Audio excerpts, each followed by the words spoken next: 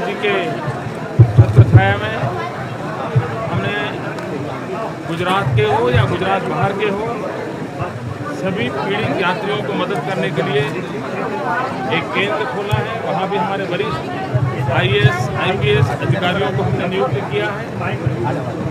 मैं स्वयं भी 2 दिन से यहाँ हूँ।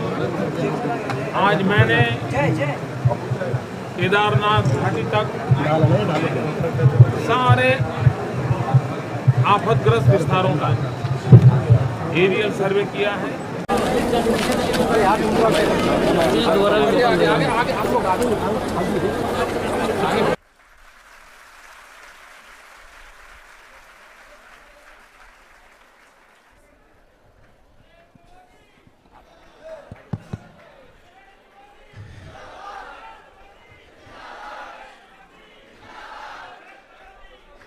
बोले गायत्री माता की, यज्ञ भगवान की। हम सुधरेंगे, हम बदलेंगे, एक बनेंगे। भाइयों बहनों, बड़े कठिन परिस्थितियों के बावजूद भी आदरणीय नरेंद्र मोदी भाई साहब ने हमारे लिए समय निकाला और उत्तराखंड की खबर लेने के लिए आप आए। किसी को कम से कम खबर लेने की पड़ी और वहाँ से यहाँ तक आए, और कल आपने आते ही अपने ही प्लेन से न जाने कितने लोगों को वापस भिजवाया। आज भी सुबह एक प्लेन भेजा था जिससे गए। अभी 4 बसों को आपने फ्लैग ऑफ किया है जिसमें गुजरात के लोग गए हैं, और आपने एक आश्वासन दिया है कि केवल गुजरात ही नहीं बल्कि भारत के किसी भी कोने में रहने वाला व्यक्ति हो उसके लिए गुजरात खड़ा हुआ है। गुजरात हमेशा से आगे रहा है भाव संवेदना के क्षेत्र में। मैं ज़्यादा समय न लेते हुए इतना बताते हुए कि माननीय नरेंद्र मोदी जी को कि हिमालय क्षेत्र को गायत्री परिवार ने गोद लेने का सोचा है, क्योंकि वहाँ के लोगों को उनको फिर से एस्टेब्लिश करना बहुत ज़रूरी है।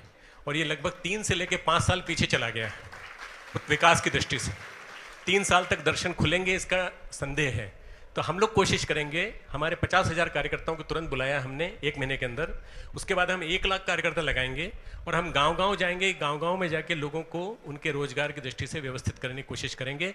तुरंत की राहत आपने पहुंचाई है, बहुत बड़ी बात है। हमने पहुंचाई है 30,000 पैकेट फूड के हमने पहुंचाए हैं, परंतु इससे भी ज़्यादा जरूरी है रिहेबिलिटेशन। भुज का, कच्छ का रिहेबिलिटेशन करने में बहुत बड़ी भूमिका नरेंद्र मोदी जी की है। आपको मालूम होगा भुज का जो अर्थक्वेक था उसको 2 साल के अंदर आपने खड़ा कर दिया, उठा के बिठा दिया। ऐसे विकास पुरुष नरेंद्र मोदी जी हमारे बीच में हैं। हम उनसे प्रार्थना करेंगे कि आपको 2 शब्द बोलें। आदरणीय डॉक्टर साहब, मैं पूज्य गुरु महाराज के चरणों में वंदन करता हूं। ये स्थान ऐसा है कि जहां आने का मन करता है और जाने की इच्छा नहीं होती है, लेकिन जब कर्तव्य से बंधे होते हैं और जब गुरु महाराज ने कर्तव्य पथ पर चलने के लिए हम सबको हमेशा मार्गदर्शन किया है, तो मुझे भी कर्तव्य पथ पर अपने दायित्व को निभाना होता है।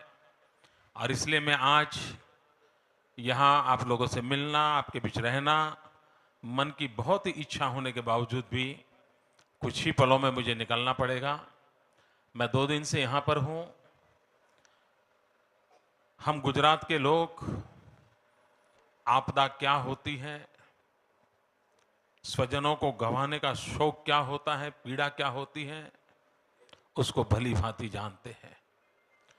2001 के भूकंप में गुजरात मौत की चादर ओढ़ के सोया था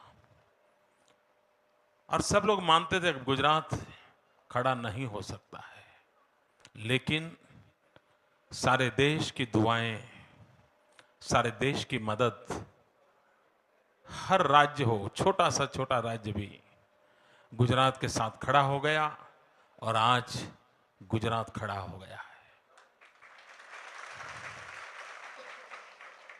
और तब हम लोगों का दायित्व ज्यादा बनता है उत्तराखंड के दुख में शरीक होने का, हमारी जिम्मेवारी ज्यादा बनती है और गुजरात इस जिम्मेवारी को भली भांति निभाएगा। सरकार के हमारी टीम पिछले 4 दिन से भिन्न भिन्न स्थानों पर पहुंची है। अलग अलग स्थान पर हमने सेंटर्स बनाए हैं। प्रमुख संकलन का केंद्र यहीं अपने शांति कुंज में बनाया है। आने वाले कई दिनों तक हेल्थ की दृष्टि से जो मदद करनी चाहिए उस पर हम बल देंगे। पुनर्वास के लिए जो काम करना होगा उसकी भी एक लंबे समय की योजना में गुजरात शरीक होगा। इस आपत्ति के समय उत्तराखंड के सभी भाइयों बहनों के प्रति गुजरात की मैं भावनाओं को प्रकट करता हूं और मैं उत्तराखंड के भाइयों को विश्वास देता हूं कि हमारे जिम्मे जो कुछ भी काम होगा उसको बहुत ही उत्तम ढंग से हम पूरा करने का प्रयास करेंगे। मैं आज पूरा दिन भर ये आपत्तिग्रस्त इलाकों में था। केदारनाथ घाटी तक हो आया हूं, सब दूर में गया था। हजारों लोग वहां है, हवाई मार्ग से ही लाया जा सकता है, वो कोशिश चल रही है। यहां मैं भिन्न भिन्न कैंप में गया हूं जहां परिवारजन बैठे हैं जो अपने परिवारजनों की प्रतीक्षा में हैं। उनकी पीड़ा को मैंने महसूस किया है। मेरी कोशिश रहेगी हो सके उतने लोगों के आंसू पहुंच पाऊं।